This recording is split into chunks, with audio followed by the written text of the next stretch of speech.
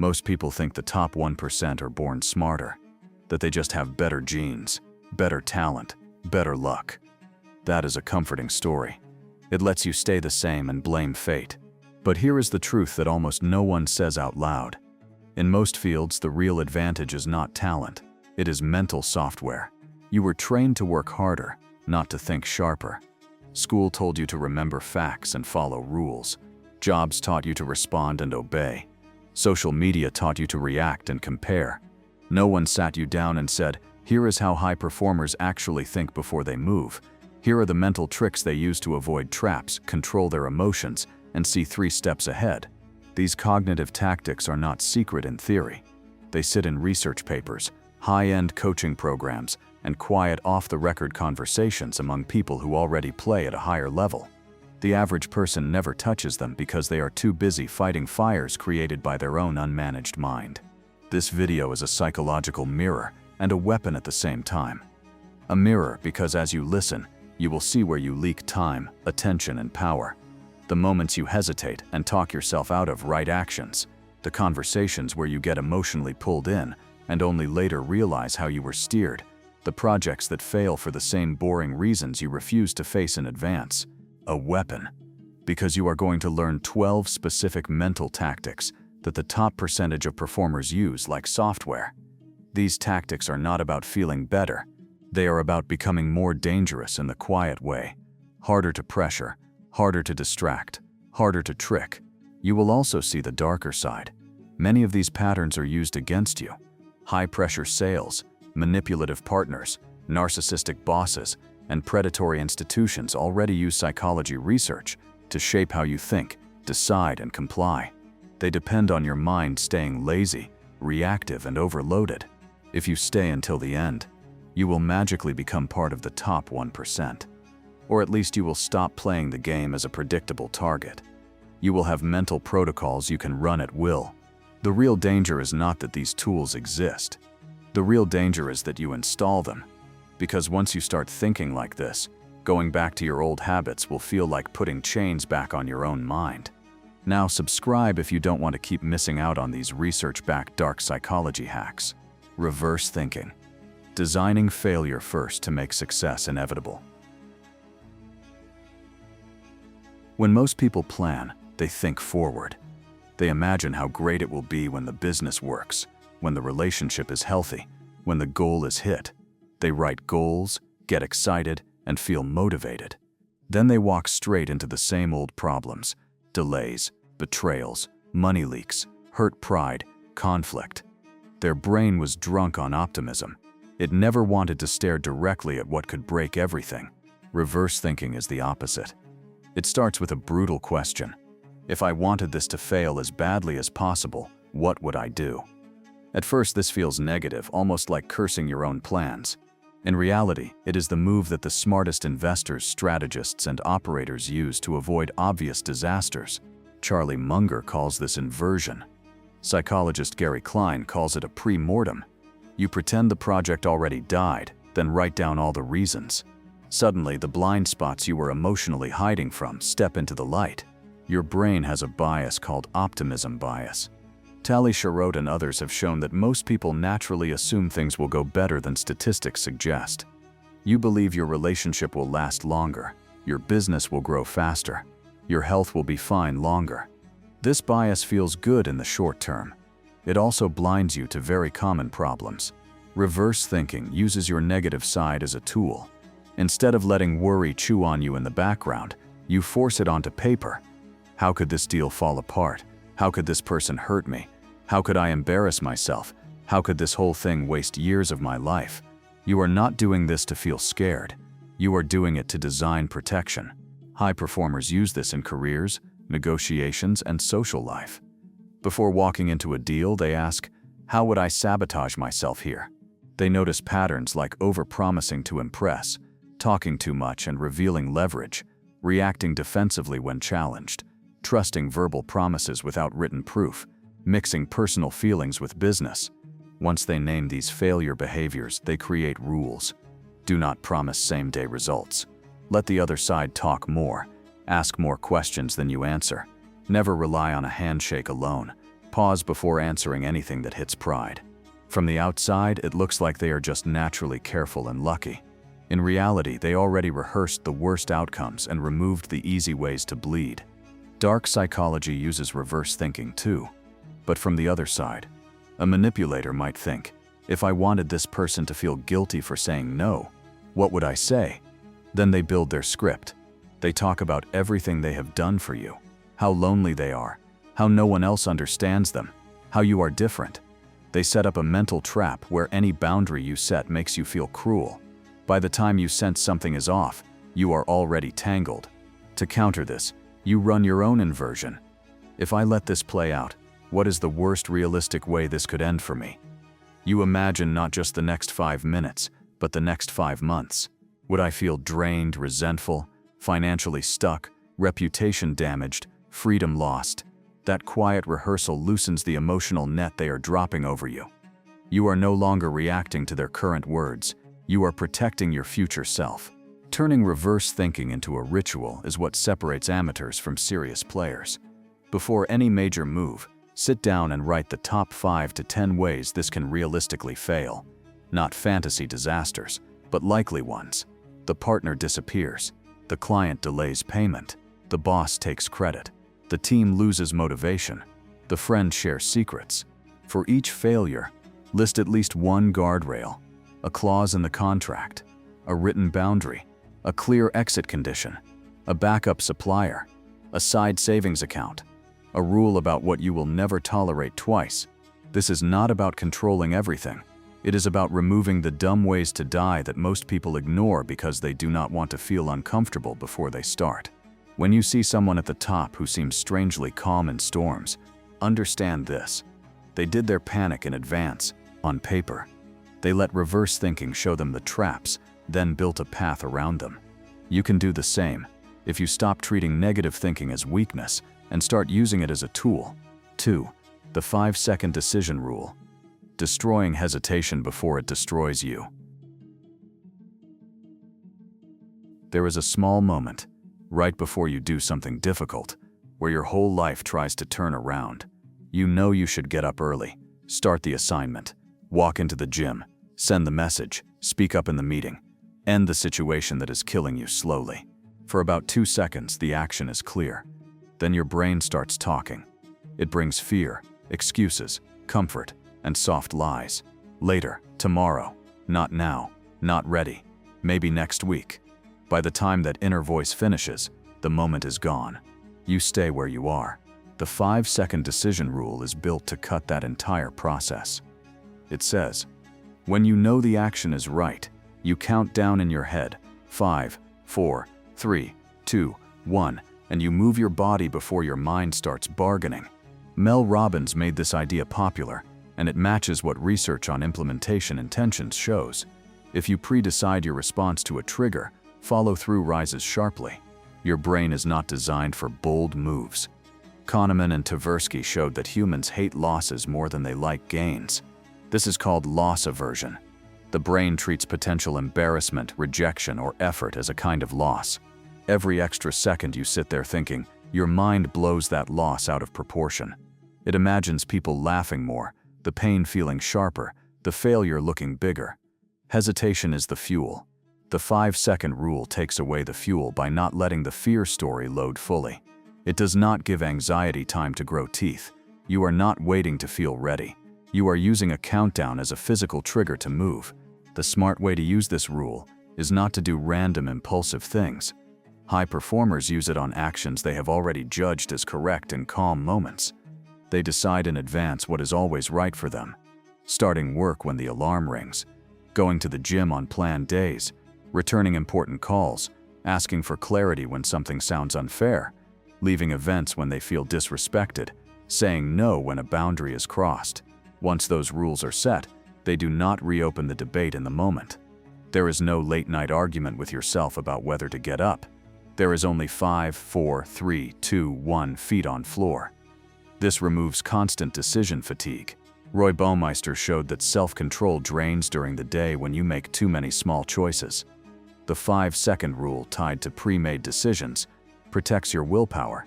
Dark psychology shows up in how hesitation is used against you. High-pressure sales tactics, emotional blackmail, and toxic leadership all try to trap you in endless thinking without action. They keep you on the fence, just considering, just staying, just giving it more time. The longer you stay in that gray zone, the more you feel responsible for the situation, the more guilt you carry about leaving, the more sunk cost holds you in place. When you combine clear personal standards with the 5-second rule, you give yourself a way out that does not rely on courage showing up later. The rule becomes a weapon to exit. Someone disrespects you clearly. Standard says you address it or you leave. Count down, speak, or walk. Someone tries to force a yes from you with fake urgency. Standard says no rush decisions on big things. Count down, say you will decide later or not at all. You move before their pressure fully gets into your nervous system. Be ready. Once you train this, people around you may start complaining that you move too fast, that you are cold, that you do not think enough. What they are really saying is that they no longer control your hesitation. They cannot rely on your old habit of delaying, overthinking, and giving in. You answer your own standards instead of their comfort. At first, this will feel strange. Your brain will want to run back to long arguments with yourself. But if you keep practicing, something shifts. You begin to trust your own decisions instead of waiting for the perfect feeling. You realize that action, even if slightly wrong, teaches more than endless thinking. Most lives are not destroyed by one huge mistake. They are drained slowly by thousands of small actions that were never taken because fear got 5 extra seconds to talk you out of them. 3. Silent room scanning. Reading power before you speak. Most people walk into a room and rush to fill the air. They crack a joke, check their phone, talk to the first person they see, or sit down anywhere. They think this makes them social and relaxed. In reality, it makes them blind. They speak before they understand the power lines in the room, who actually matters, who is tense, who is pretending, and who is watching everything quietly. Silent room scanning is the opposite habit. You enter, say little or nothing for 10 to 30 seconds, and use that short time to study. It is not shy and it is not passive. It is active observation. Psychologist Nalini Ambady showed that people can form surprisingly accurate impressions of others in just a few seconds if they pay real attention. Silent room scanning turns those seconds into a trained skill instead of an accident. During this short pause, your job is simple. Watch. Who talks the most? Who gets interrupted and who never does? Who looks at whom when decisions are mentioned? Who is leaning toward the center of the group and who is slightly turned away? Who is smiling only with the mouth while the eyes stay flat? These details seem small, but they reveal status, alliances, fear, and resentment. Social dominance theory shows that hierarchies form fast and guide behavior even when people deny it. In any meeting or gathering, there is usually someone whose opinion truly decides things, even if someone else has the fancy title. If you speak strongly without knowing who that person is, you might attack the wrong ego, or you might give power away to a fake leader while the real one quietly marks you as careless. Silent room scanning helps you avoid both mistakes. This skill also protects your emotions. Research on emotional contagion shows that moods spread in groups. If the loudest person is anxious, angry, or dramatic, that state can jump to you before you realize it. When you walk into a room and instantly start reacting, you let the strongest emotion present control you. With silent room scanning, you pause and notice instead, is this room tired, excited, aggressive, fake happy, honest, tense? You feel your own body too. Heart rate, breath, small tension in your jaw or shoulders. That check-in keeps you from being dragged into drama that is not yours. You can decide, even in that short moment, what emotional distance you will keep from the loudest energy in the room. You stop being an emotional sponge and start being a person who chooses which signals to accept. Dark psychologists, narcissists, and manipulators already do their own version of silent room scanning. They walk in, sense who is insecure, who wants praise, who fears conflict, who feels ignored. Then they shape their behavior to pull those strings. They flatter the insecure. They pretend to respect the fake leader. They test who they can interrupt without pushback.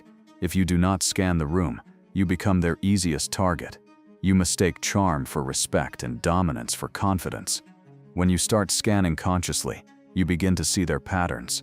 You notice how often they break eye contact when challenged, how they quickly change subjects when someone asks for specifics, how they look first at the person they fear most before answering. These tells break the spell of their performance. To practice silent room scanning, you do not need special training, just discipline. The next time you enter a meeting, party, or family gathering, resist the urge to talk first. Stand or sit where you can see most people. Breathe slowly. Say a neutral greeting if needed. Then fall quiet for at least 10 seconds. Let others talk. Watch how faces change when certain names or topics come up. Note who laughs at whose jokes. Notice whose comments get ignored. Ask yourself simple questions in your head. Who here seems comfortable? Who seems tight? Who is trying hardest to impress? Who looks slightly bored but still respected? This short study phase gives you a map. When you finally speak, you can choose your style. You might support the quiet person who actually has good ideas. You might respect the real decision maker without feeding their ego.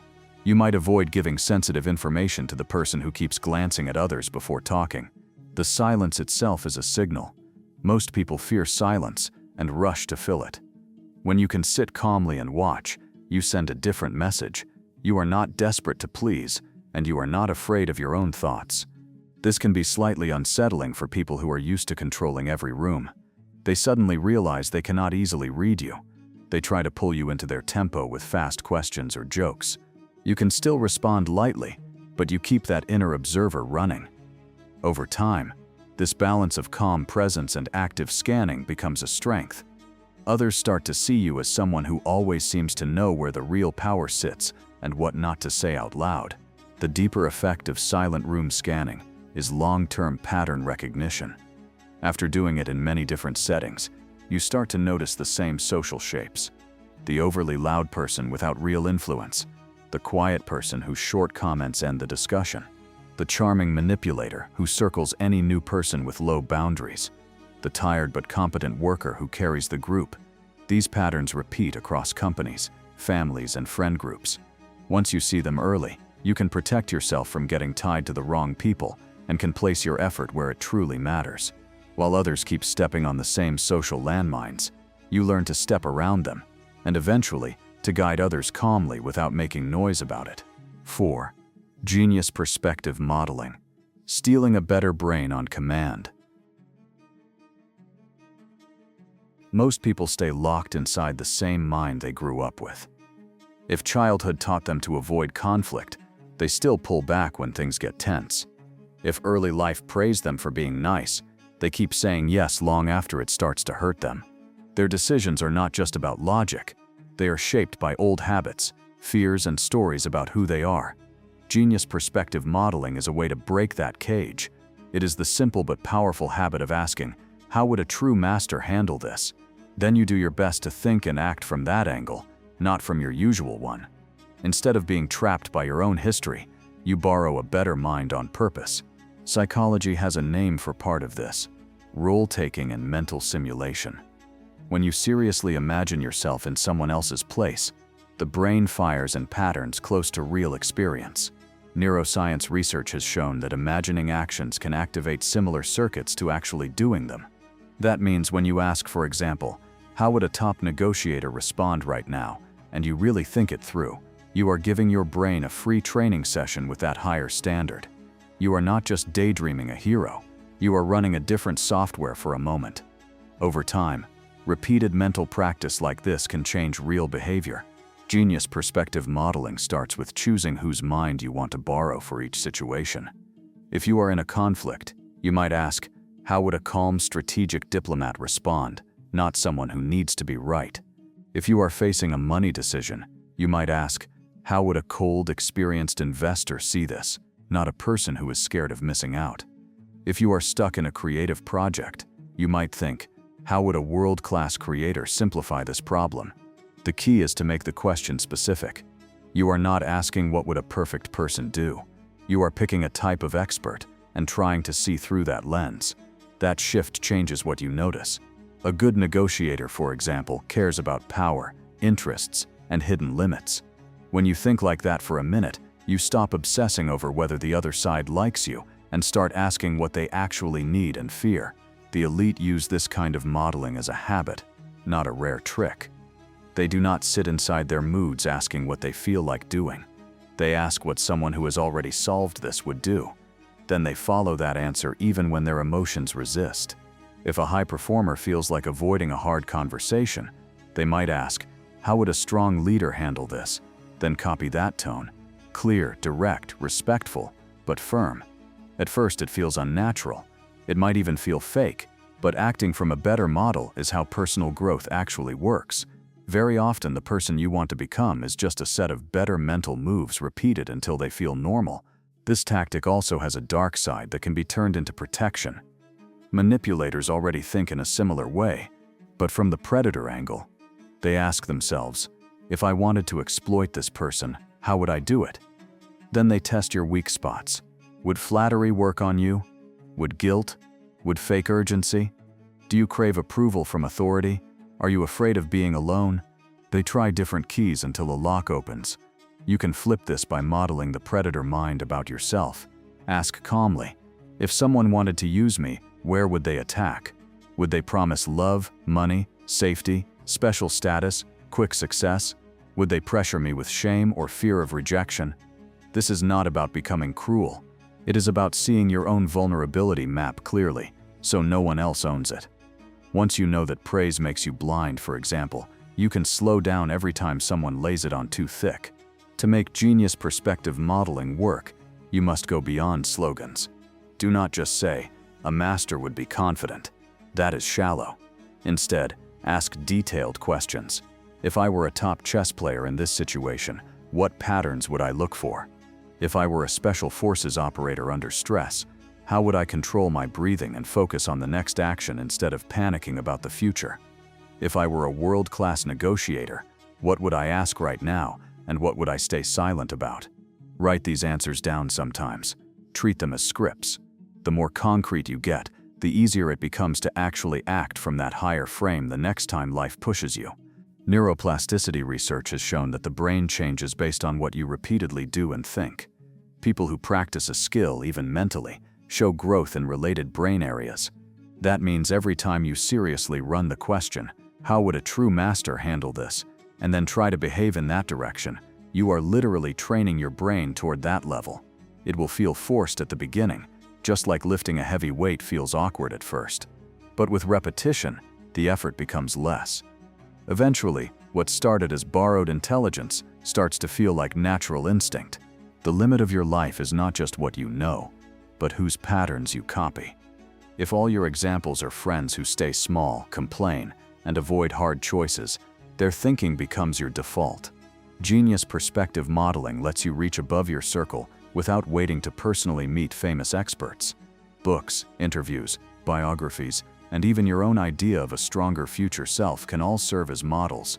In any tough moment, you can pause for a few seconds and ask, "If I were that person, what would I choose right now?" Then, without overthinking, you act one small step in that direction. Day by day, those small steps build a new identity. The feeling of becoming a different person is not magic. It is the slow result of borrowing better minds on purpose until your own mind upgrades to match. 5. Strategic hesitation. Weaponizing the pause under pressure. Most people think hesitation is always weakness. They imagine that strong people respond fast, clap back fast, decide fast. So when a message stings, they reply at once. When a boss or partner pushes them, they answer before they even understand what is being asked. When an offer comes with time pressure, they rush to avoid missing out. This is how people get trapped in bad deals, ugly fights, and long-term regrets. Strategic hesitation is a different kind of pause. It is not freezing from fear. It is choosing to wait 5 to 10 seconds, sometimes longer, before responding in any emotionally charged or high-pressure moment. That small gap becomes a shield between your first reaction and your final action. Inside your brain, emotions move faster than logic. The amygdala, which handles fear and threat, can trigger anger, panic, or defense before your thinking brain even understands what happened. Neuroscientist Joseph Ledoux has shown that this emotional path is quicker than the route to the prefrontal cortex, where planning and self-control live. This means your first impulse under stress is often the worst possible guide. Strategic hesitation gives your slower system a chance to catch up. Instead of obeying the first flash of rage, shame, or fear, you let it rise and pass a little before you decide what to do. It is like refusing to hit send on an angry text until you have read it again with a clearer head. This pause is especially powerful in conflict. When someone attacks you, insults you, or blames you, your body can rush with heat, tight muscles, and a flood of words you want to throw back. If you do, the fight escalates. You say things you cannot take back. You give the other person proof that you are unstable or easy to provoke. Anger research shows that emotional arousal narrows thinking. You stop asking what outcome you want and only think about winning the moment. Strategic hesitation breaks that spell. In practice, it can look like taking a slow breath, counting a few seconds in your head, and silently naming what you feel. I feel disrespected. I feel accused. I feel scared. That simple labeling has been shown to reduce the intensity of the emotion. You move from "I am furious" to "I feel furious right now," which gives you more control. Manipulators understand the power of time pressure. High-pressure sales tactics, pushy leaders, and controlling partners often say that a choice must be made now, that this is your only chance, that delaying shows you do not care. They want to flood your system so you say yes without checking facts, reading details, or asking advice. Studies on decision-making show that under time pressure, people rely more on bias and less on careful thought. Strategic hesitation is how you quietly take back control. You do not argue about the pressure. You simply refuse to give a rushed answer. You say things like, "I will think about that and let you know," or "I am not ready to decide yet." Then you stay silent. If they push harder, you learn something important about their respect for you. Honest people allow your pause. Manipulative people get angry, guilt-trip you, or try to scare you. Their reaction during your silence tells you almost everything you need to know. Silence itself makes many people uncomfortable. In conversations, most rush to fill any gap. When you master strategic hesitation, you stop fearing those empty seconds. You can let a question hang.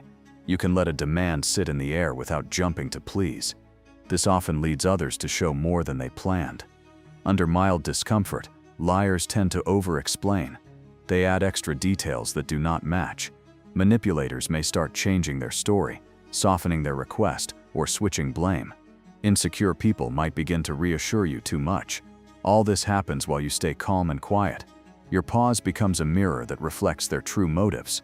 To use strategic hesitation well, you need to decide your rules in advance.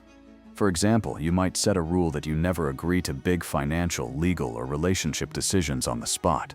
If someone demands an immediate commitment, your automatic response is a pause, not an argument. You might also decide that you do not send important messages while your body is shaking or your heart is racing. In those moments, your job is to delay, breathe, and maybe write a draft you will review later. These rules remove the need to debate with yourself in the moment. The habit becomes simple. Pressure means pause. Strong emotion means pause. Strategic hesitation does not mean you move slowly in every area of life. It lives alongside the 5-second rule. For clear, pre-decided right actions, you act fast. Start work. Speak up against clear injustice. Leave unsafe situations. For emotional reactions and pressured choices, you slow down. Do not sign. Do not insult. Do not confess. Do not promise. This mix is what high performers use. They are quick with aligned action and slow with risky reaction. From the outside, it looks like rare self-control. Inside, it is just a pair of simple habits trained over time. As you practice, you might notice something strange. People who used to control you with guilt or anger may complain that you have changed. They might say you are cold, distant, or hard to read. What really changed is that you are no longer giving them your instant emotional obedience. You respond on your own timeline. You think about what you want, not just what they want from you. That shift can feel threatening to those who benefited from your old patterns. Stay with it. Strategic hesitation is not about punishing others. It is about refusing to let adrenaline, panic, or outside pressure own your next move. The gap of a few seconds can save years of damage. 6. Borrowed intelligence. Upgrading your mind without paying the full price. Most people treat life like a test where you are not allowed to look at anyone else's answers. They believe they have to figure everything out alone, make every mistake themselves, and learn only from personal pain. They call this being real or independent. In practice, it means repeating the same dumb problems that others already solved years ago. Borrowed intelligence is the opposite approach. It is the habit of asking, who has already paid for this lesson with time, money, failure, or stress, and how can I take their insight instead of taking the same hit myself? Instead of paying full price for every bit of wisdom, you learn to get it at a discount from books, interviews, case studies, mentors, and even enemies.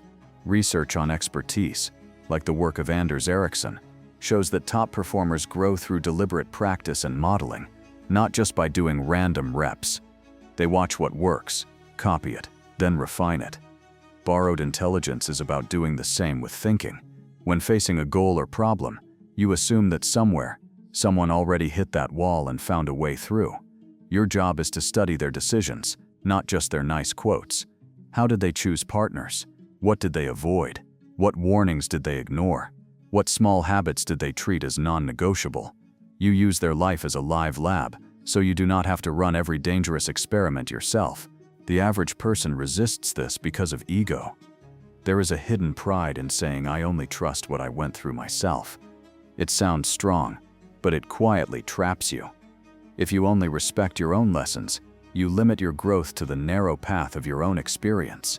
High performers see that as wasteful. They ask, who has already bled for this knowledge? They read detailed biographies of founders, generals, artists, scientists, and strategists. They listen to long interviews where people talk about mistakes, not just success highlights. They look for what that person learned the hard way. Then they write it down and treat it as a warning label. This is not mindless idol worship. It is targeted theft of patterns. Neuroscience adds another layer. Studies on mirror neurons and mental simulation show that the brain learns not only by doing, but also by watching and imagining. When you read a story about a business collapse caused by trusting the wrong partner, and you really think it through, you get a weaker but real version of that lesson installed in your mind. Next time you feel a similar uneasy feeling about someone, that memory might surface as a quiet signal. Your body might tense, or your thoughts might slow down. If you listen, you avoid repeating someone else's disaster. That is borrowed intelligence in action at a deep level. Your nervous system reacting to a story it never lived as if it did. Dark actors use borrowed intelligence aggressively. Many pickup artists, con artists, cult leaders, and manipulative corporate players study psychology, persuasion, and social dynamics far more than normal people. They know exactly how cognitive biases work. They learn scripts that have already been tested on others. They watch which lines make people comply, which stories lower defenses, which body language signals submission. They are not just naturally charming, they are trained. They count on your belief that people are simply being themselves, so you never suspect the level of technique behind their behavior. By the time you sense something off, they have already run 10 learned patterns on you. You counter this by becoming just as intentional, but in defense and growth, not in predation. Start with a hard question. Whose mistakes am I currently borrowing, and whose ignorance? If most of your ideas about relationships come from friends who are always in drama, you are downloading their limits. If your view of money comes from family members who are always broke and stressed, that becomes your script. If your model of leadership is a boss who rules by fear, your idea of power twists. You are always borrowing something from someone. Borrowed intelligence is about choosing that input on purpose instead of by accident. Practical use of borrowed intelligence looks simple from the outside. You pick a specific problem, like wanting a better relationship with money, and then you study 3 or 4 people who actually solved that. Not internet motivational talkers, but people with long-term proof. You read or watch how they think, what rules they follow, what mistakes they warn against. Then you write a short list. These are the 3 things they all do. These are the 3 things they all avoid. That list becomes your starting rule set. You do not need to copy everything they are. You just let their patterns guide your next few choices so you are not guessing blind. The same works with careers, health, and social power. Before changing jobs, find people who made smart moves in similar fields. How did they know it was time to leave? How did they choose the next place? How did they avoid burning bridges? Before starting a workout plan, look at people who stayed strong and healthy for years, not weeks. What did they say about small daily choices, about sleep, about ego lifting? Before walking into high-stakes social settings, study negotiators and diplomats. How do they sit? How do they use silence? How do they prepare in advance? Every serious model you study adds a piece to your mental library. You are building a team of invisible advisors in your head. The main danger with borrowed intelligence is blind copying without context. Just because a billionaire wakes up at a certain time does not mean that time is magic. The power is in understanding why they do what they do, then adjusting it to your life. Use their principles, not their costume. If their key principle is protect focus in the morning, you might do that in your own way. If their rule is never sign contracts without a lawyer, you follow the spirit. Get expert eyes on important decisions. This way you avoid both extremes, worshiping them or ignoring them. You treat them as data. Over time, if you constantly borrow from people who are wiser, freer, and more effective than you, something strange happens. Your default thinking starts to change. You pause before making the same mistakes they warned about. You notice red flags faster. You ask better questions. Others will say you are mature for your age or naturally strategic. In reality, you simply refuse to pay full price for every lesson. You let others take some of the hits for you, and you honored their pain by not repeating it. That is borrowed intelligence at its core, using the past, both yours and others, as a shortcut, so your future does not have to be a slow replay of common mistakes. Improve what already works, the 10% edge that looks like magic. Many people are addicted to starting over. They jump to new routines every month, new apps, new side projects, new study hacks, new business ideas. Each time they feel a rush of excitement, then slowly drop off. What they almost never do is stick with something that works and make it slightly better. It sounds too boring, yet this is exactly what a lot of top performers do. Improve what already works is an anti-ego tactic. Instead of chasing originality all the time, you copy systems that are already successful and focus on improving them by about 10%. That small, steady edge builds results that look like talent from the outside, even though they are just the result of disciplined refinement. Psychology and economics describe a tension between exploring and exploiting. Exploring means searching for new options. Exploiting means using what already works and getting the most from it. Most people stay stuck in endless exploration, especially now, when new tricks and tools appear every day. They scroll for the next method instead of asking a simple question: what has actually helped me before, and how can I make that just a bit better? Behavior research going back to B.F. Skinner shows that rewarded behaviors tend to be repeated.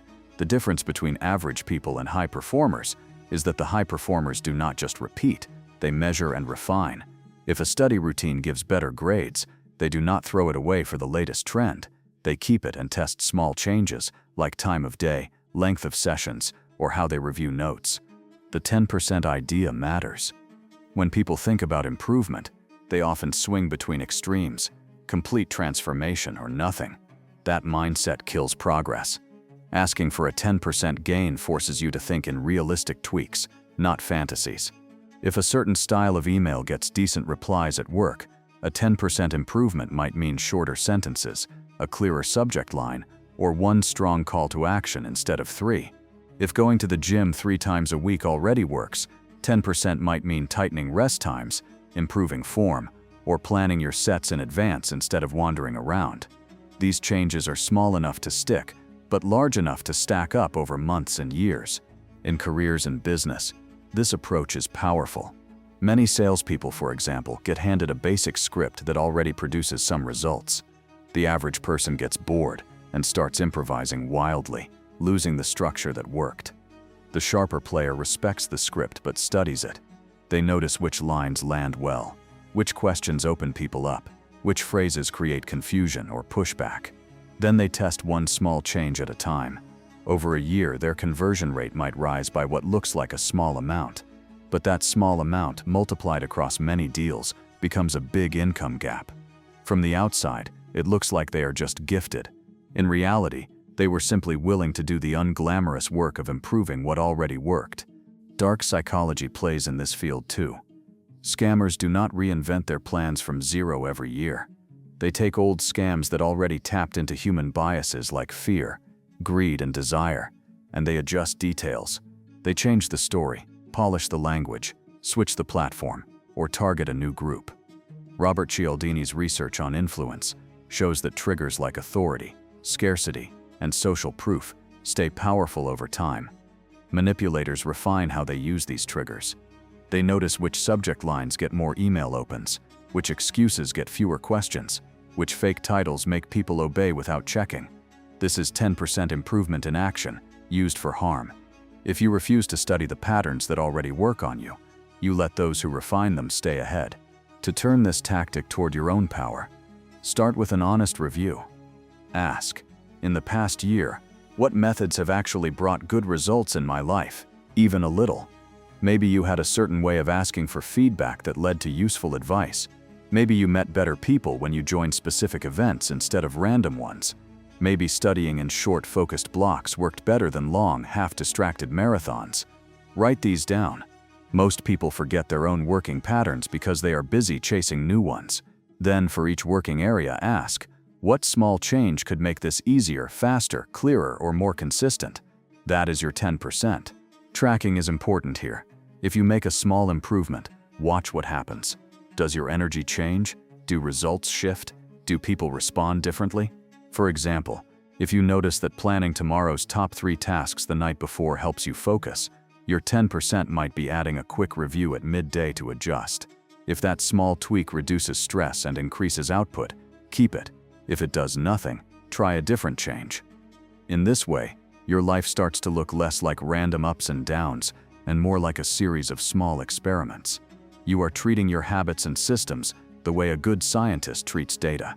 The ego problem is real. Many people would rather chase something totally new than admit that copying and improving an existing system is smarter. They want to be original even when their originality is hurting them. High performers are more relaxed about this.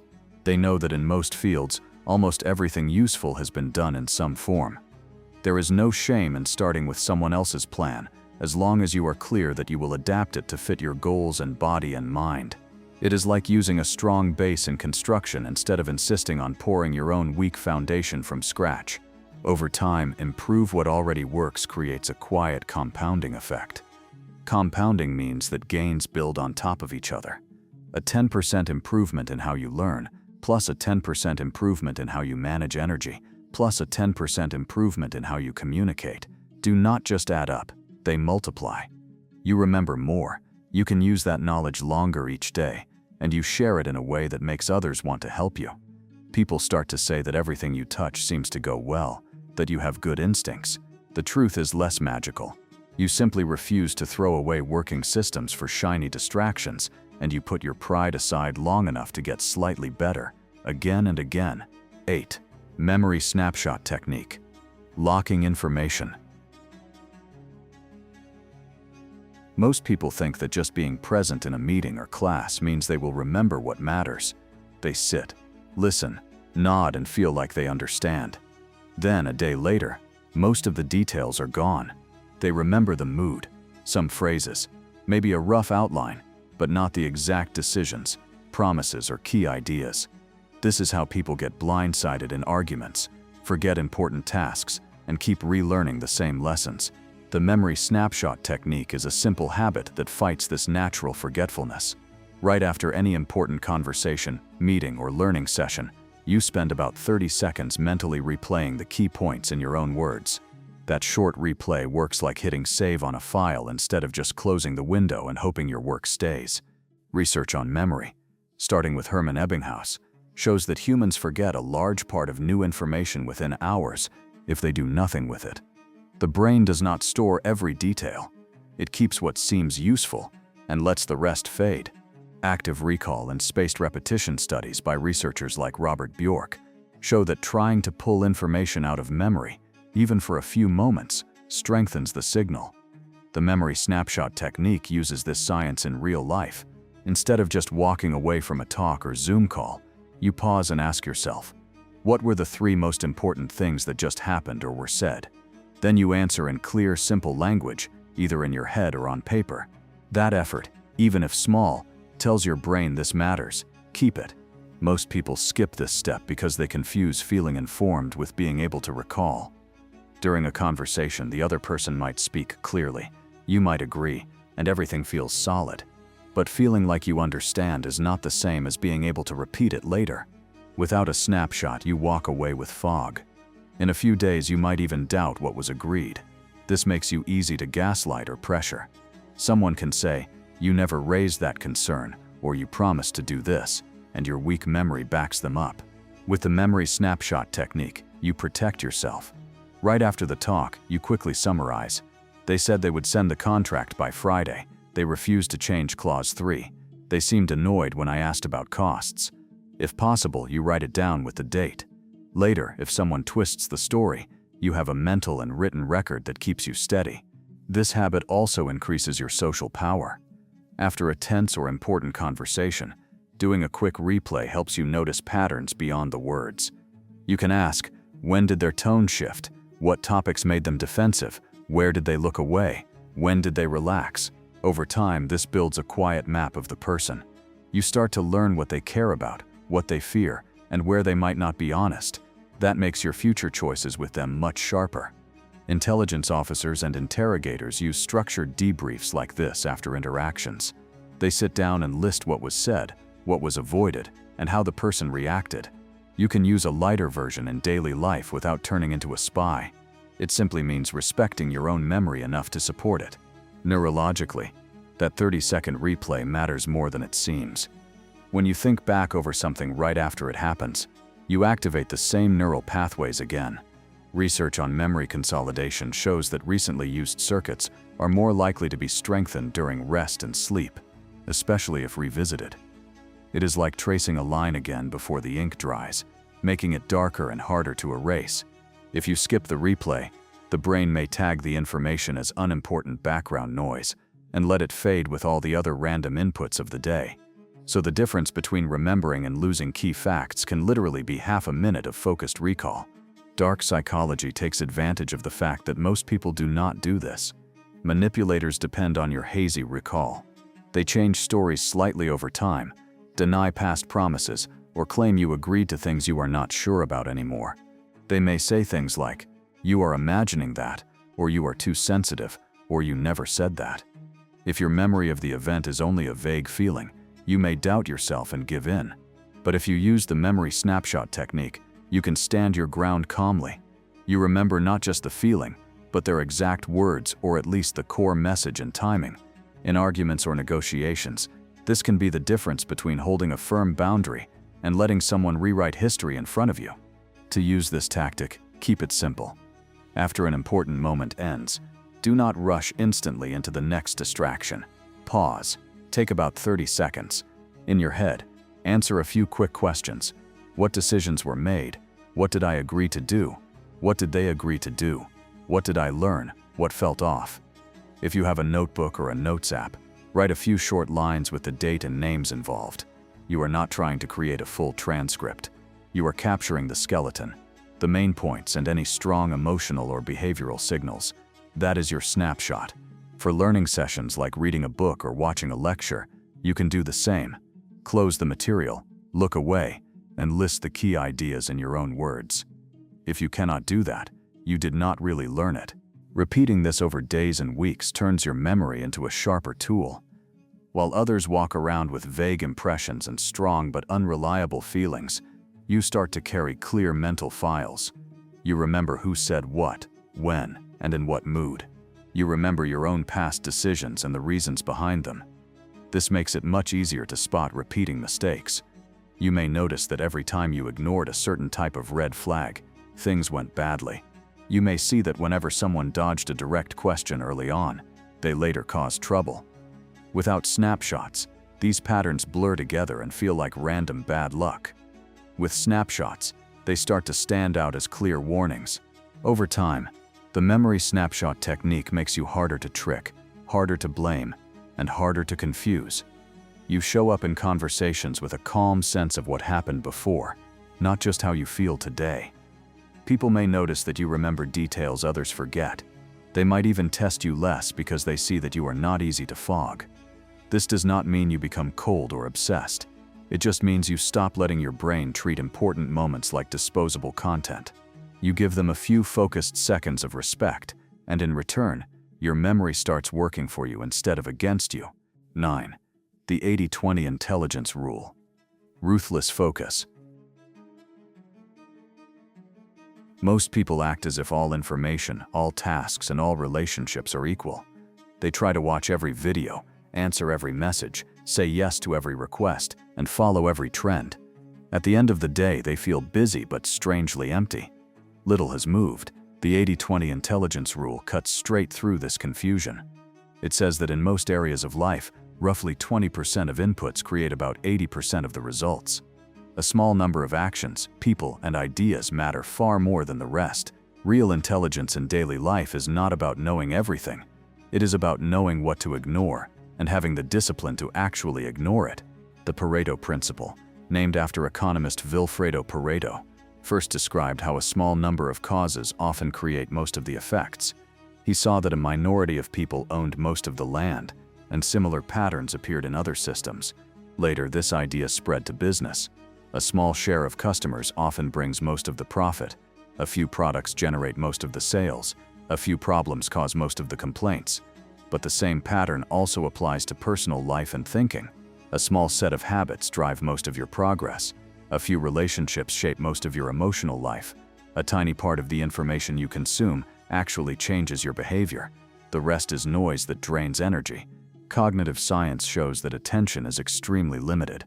Daniel Kahneman and others have explained the brain uses shortcuts because it cannot process every detail. In a world of constant alerts, feeds, and opinions, this limit becomes a serious weakness if you do not manage it. Platforms and advertisers already run their own version of 80-20 on you. They test which 20% of images and words get 80% of your clicks, then flood you with those triggers: anger, fear, desire, outrage. If you do not choose your own focus rules, their rules will choose you. You become a slave to what grabs you, not to what grows you. Using the 80-20 intelligence rule starts with ruthless questions. Which 20% of my daily actions actually move my life forward in a real way, not just in how I feel for a moment? That might be things like deep work hours, focused study, honest conversations, training, or building key relationships. Then, which 20% of people bring most of my support, opportunity, or real connection? And on the darker side, which 20% of people cause most of my stress, distraction, or self-doubt? Finally, which tiny part of the information I consume actually leads to changed behavior or clearer thinking? And which part is just entertainment dressed up as education? Dark psychology shows up in how systems already exploit your failure to run this rule. Social media, games, and even some workplaces are built to keep you stuck inside low-value loops. They give small, quick hits of reward so that you spend 80% of your time doing things that change almost nothing. A manipulative partner or boss may also use this pattern. They flood you with small demands, frequent drama, and constant checking in. You end up using your best energy on managing their moods and small fires. The big moves that would give you real freedom stay undone. When you start applying the 80-20 lens, you see this clearly. You realize that saying no to one demanding person can free more time and peace than buying 10 new productivity tools. Practically, the 80-20 intelligence rule means cutting hard. If you see that a few habits bring most of your gains, you protect them fiercely. If an hour of focused practice or work produces more value than 3 hours of scattered multitasking, you schedule that hour like a serious appointment. If 2 or 3 people actually support and challenge you in a healthy way, you invest in them instead of chasing approval from 20 shallow contacts. On the flip side, if you notice that most of your frustration comes from a few sources, you take action there. Set boundaries, reduce contact, or change environments. This is not about being cruel. It is about stopping the silent bleed of attention into places that only drain you. Information is one of the biggest 80-20 traps. Many people spend hours consuming content that makes them feel smart while doing nothing differently. Research on information overload shows that after a certain point, more data actually makes decisions worse. To apply the rule here, you can ask, what do I need to know to take my next concrete step, and what is just curiosity or fear? Then you limit input to that. For example, if you are starting a small business, reading 50 books on entrepreneurship might be less useful than carefully studying 2 or 3 that match your field. Then acting, the 80-20 mindset says, better to deeply use a few high-value pieces of knowledge than to skim thousands and stay the same. At first, cutting down like this can feel uncomfortable. There is a fear of missing out. You might worry that if you do not read every article, message every friend, and say yes to every chance, you will fall behind. The truth is usually the opposite. By chasing everything, you end up doing nothing with real force. The 80-20 intelligence rule asks you to accept that you will miss many things on purpose, so you can hit a few things with real power. The top performers in any area are not usually those who do the most random stuff. They are the ones who pick a small set of important targets and stick with them while others scatter. Over time, this kind of focus changes how people see you. While others react to every headline and drama, you stay steady on a few main tracks. You become known as someone who actually finishes things, who actually improves its skills, who is actually present with the people who matter. It can look like rare genius or discipline. In reality, you are just using your mind in the way it was meant to be used, paying serious attention to the small number of things that truly shape your life and starving the rest. The gap between those who live by this rule and those who do not grows quietly each year until it looks like 2 different worlds. 10x thinking. Breaking the brain's safety lock on possibility. Most people plan their life in tiny steps. They think about getting a slightly better job, making a little more money, improving a habit by a small amount. This feels safe and realistic, but it quietly locks the brain into narrow paths. You only look for solutions that fit your current life and identity. 10x thinking is a mental move that blows up these limits. It is the habit of asking, if I had to achieve this goal at 10 times the scale or speed, how would I do it? The number itself is not magic. What matters is that it is large enough to force a different kind of thinking. Instead of asking how to work a bit harder, you are pushed to change systems, tools, partners, and even your own sense of what is possible. You move from survival thinking to design thinking. Psychology research on goals shows that ambitious, specific targets can change how people think. Studies by Locke and Latham found that harder goals often lead to higher performance because they demand new strategies, not just more effort. When you aim for a small gain, your brain tries to protect your current routines. You ask, how can I squeeze a little more from what I already do? When you ask the 10x question, your usual tricks clearly will not be enough. You are forced to think about leverage, using other people's skills, better technology, smarter processes, or more focused environments. You move from survival thinking to design thinking. 10x thinking also resets your reference point. Kahneman and Tversky's prospect theory shows that people judge gains and losses based on a mental anchor. If your anchor is small, even moderate goals feel huge and risky. If your anchor is high, the same goals feel normal. When you regularly ask, what would it look like to play at 10 times my current level? You are changing that anchor. Suddenly, what once seemed huge starts to feel modest when compared to the 10 times version. This does not mean you must always reach the massive target. It means your mind stops treating small progress as the ceiling of your life. The danger of 10x thinking is that it exposes how small you have been willing to stay. When you seriously imagine a 10 times version of your finances, health, skills, or impact, you often see that the main limit is not the outside world. It is your fear of standing out, of being rejected, of leaving familiar people behind, of failing publicly. 10x reveals the comfort cages. In elite circles, this kind of thinking is used to surface hidden constraints. People ask each other, if you actually had to be 10 times bigger in 3 years, what would you stop doing? Who would you stop seeing? What would you stop believing about yourself? The answers are often uncomfortable but honest. Dark psychology appears when others benefit from you. Never asking these questions. Many systems, from certain workplaces to controlling relationships, function more smoothly when you accept small goals and never test the walls. A boss might praise you for being realistic while quietly enjoying that you do not ask for more pay, responsibility, or freedom. A partner might call your dreams silly or selfish because your growth would threaten their control. If your mind never zooms out to see a 10 times version of your life, you treat current limits as natural law instead of as design choices set by other people's interests. 10x thinking is a quiet act of rebellion against that. It does not mean chasing fantasy. It means regularly asking, what would it take for the current game to become too small for me? To use 10x thinking well, start with a specific area, not your entire life at once. Pick something like income, learning speed, health, or social influence. Then ask, if I had to reach 10 times this level in a few years without burning out or cheating, what would need to change? At first, your brain will offer silly answers. Win the lottery, get famous overnight, find a magic trick. Push past that. Ask deeper. What systems would I need? What skills? What people? What environment? For example, 10 times income rarely comes from 10 times hours. It often comes from shifting to higher value work, building products instead of only selling time, or leading teams instead of doing everything yourself. 10 times learning speed might come from cutting low-value content, using better study methods, and structuring practice, not just from reading faster.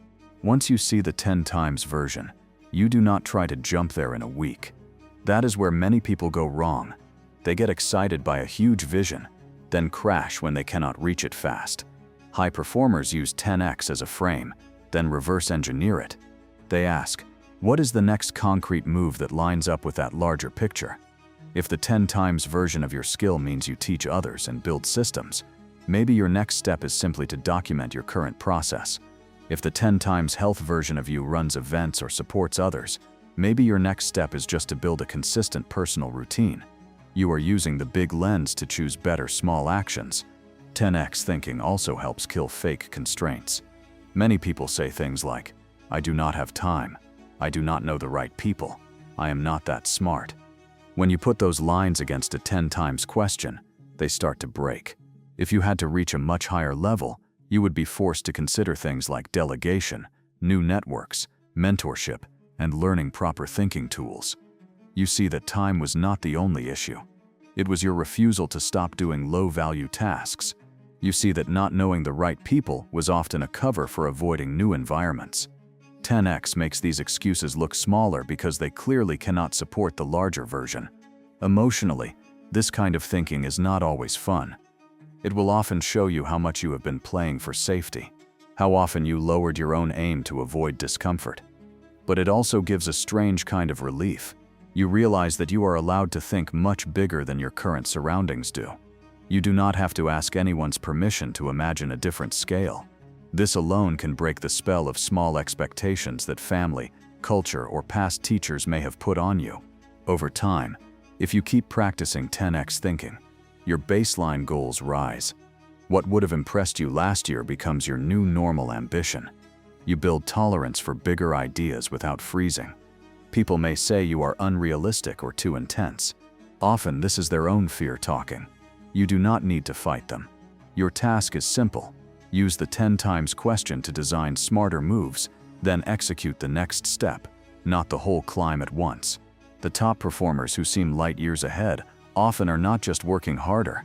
They asked bigger questions earlier and kept acting in line with those questions. They stopped trying to win small games and started building toward games that most people are too scared to imagine. 10x thinking is your way to test yourself in the same way. You may never reach exactly 10 times in every area, and that is fine.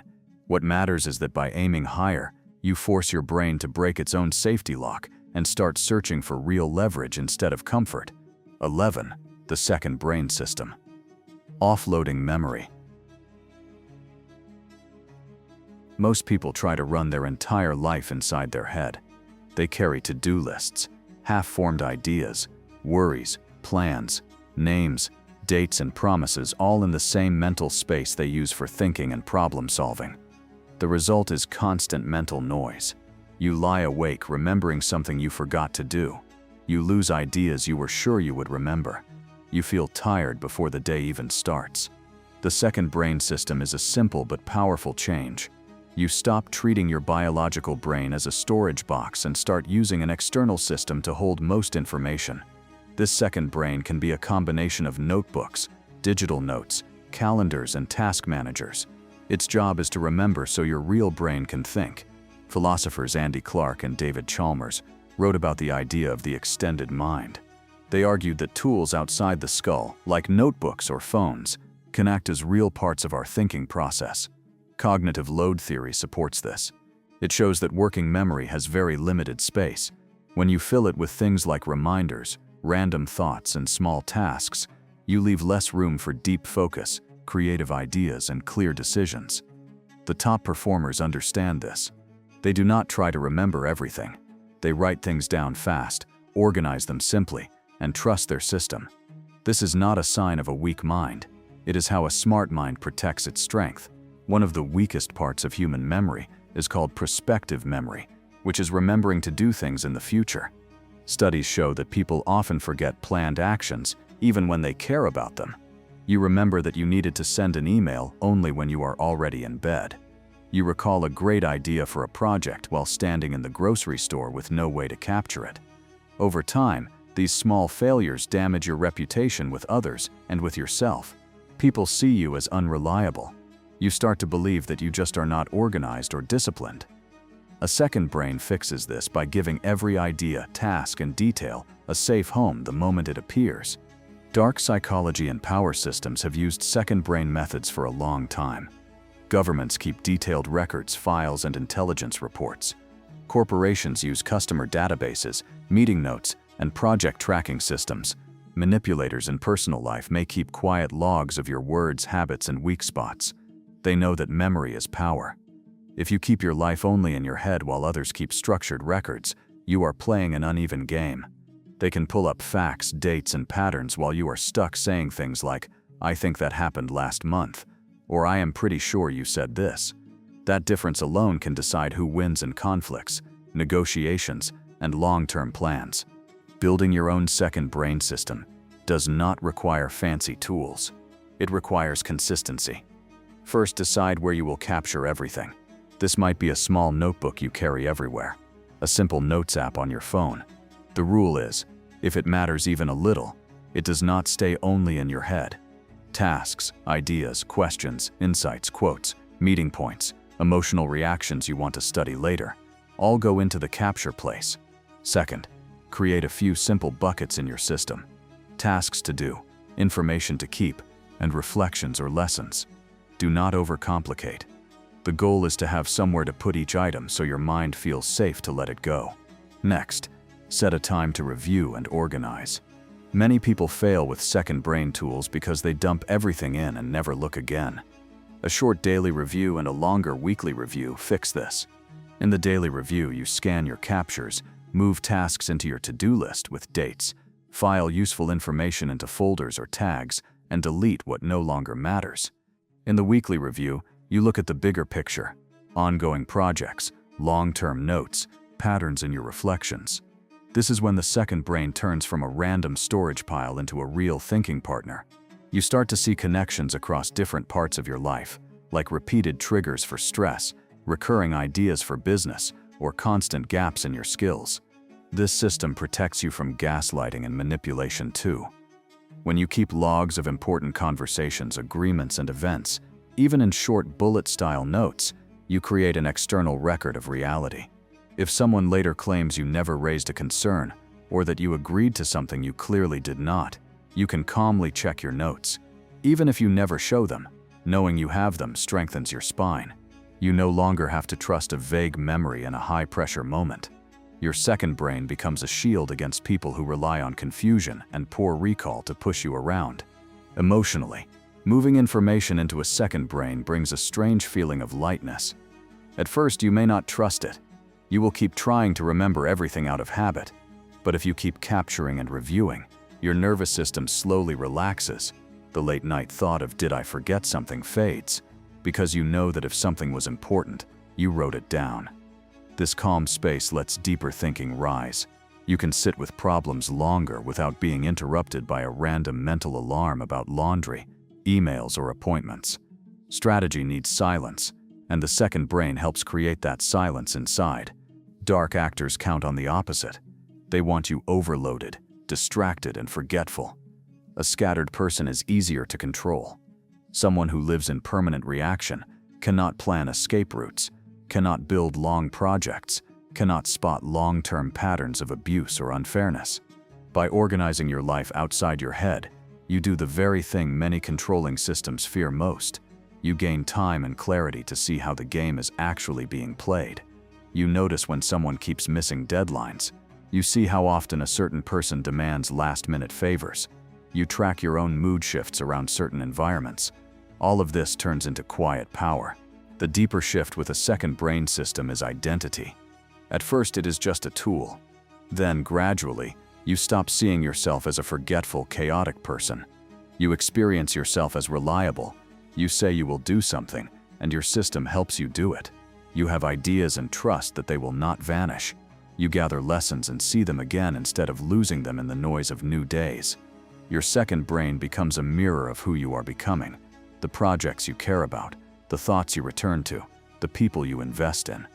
It shows you in data form, not just in stories. Over months and years, this difference grows. While others keep dropping balls and blaming stress, you handle more without breaking because your real brain is not carrying everything alone. When a sudden chance appears, you can move faster because your plans and notes are already laid out. When conflict arises, you are not lost in confusion because you hold a clear record of what led there. From the outside, it can look like you are naturally organized, calm, or lucky. In truth, you simply made the decision to stop treating your mind as a storage closet and to build a second brain that lets your real intelligence breathe. 12. Use it or lose it rule.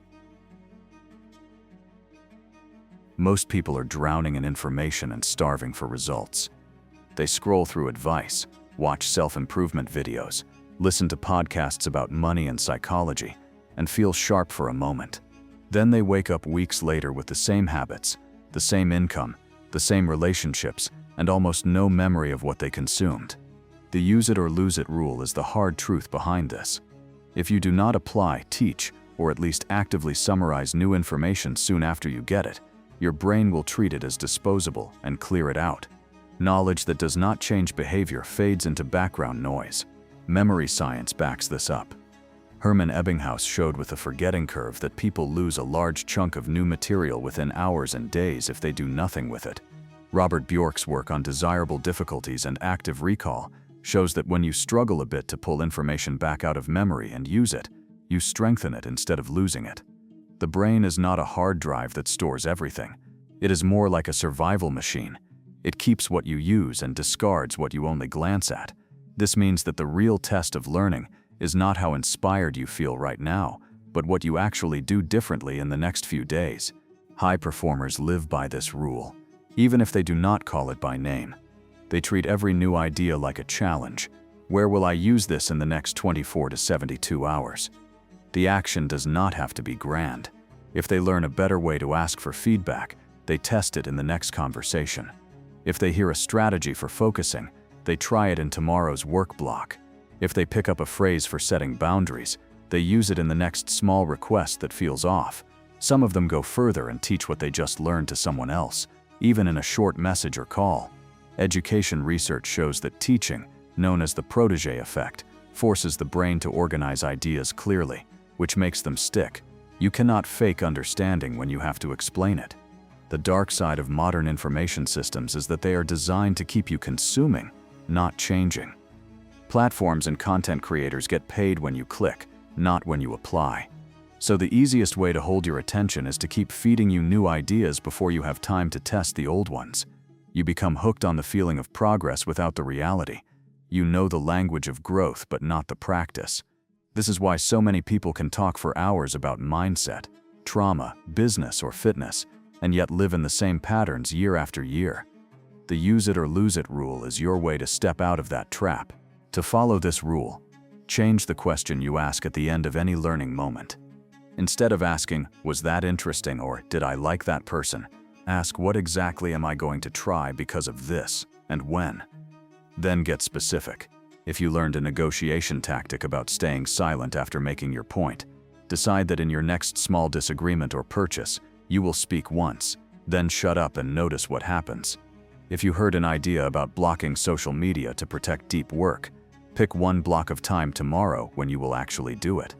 If you heard about the 5-second rule, choose one habit you will attack with it tonight or in the morning. Without this clear link to action, the content you consume is already half dead. Summarizing is a lighter but still powerful form of using. After you finish a chapter, video, or talk, close it and spend a minute writing a few sentences in your own words. What did I just learn? Why does it matter? How could I use it? And what is one question I still have? This is active recall. It forces your brain to rebuild the idea from inside instead of leaning on the original source. If you store these short notes in your second brain, you also create a personal library of tested insights, not just random highlights. Even if you never read them again, the act of writing them strengthens your memory and makes later use more likely. Dark psychology shows up when teachers and influencers quietly rely on you ignoring this rule. If you actually applied half the ideas you hear, you would outgrow a lot of shallow voices very fast. You would see which advice works and which is empty. That would threaten their grip on your attention. So much content is built to feel strong and urgent without giving you clear, small next steps. It wants your belief more than your results. When you start judging content by what you can do with it this week, a lot of noise will fall away. Some people and platforms will lose their power over you overnight. In serious environments, nobody cares how many books you claim to have read or how many theories you can name. They want to see what you can execute under pressure. The use it or lose it rule is the bridge between knowing and doing. Every time you apply a concept, you get real feedback.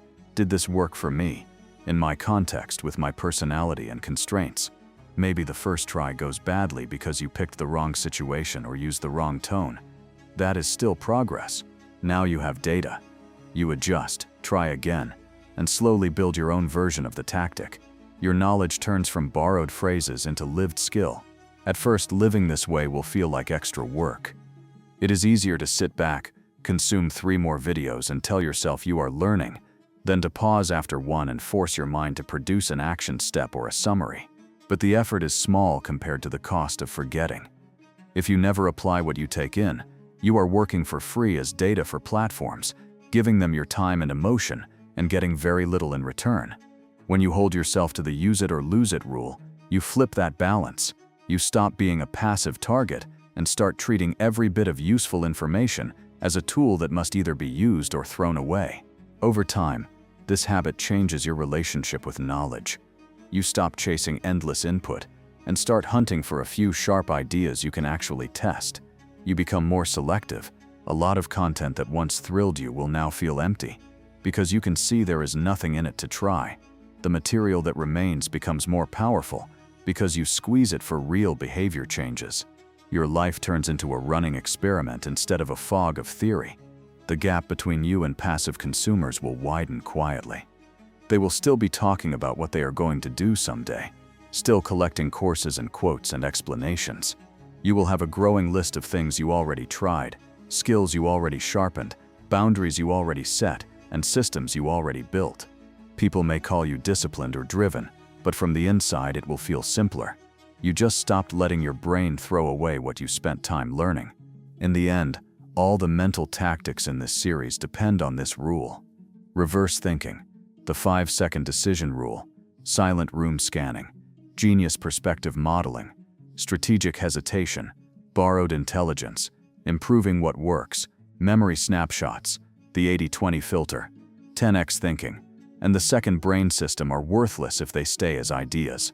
They become dangerous in your hands only when you run them for real, even in small ways, even when it feels awkward. Use them, or you will lose them.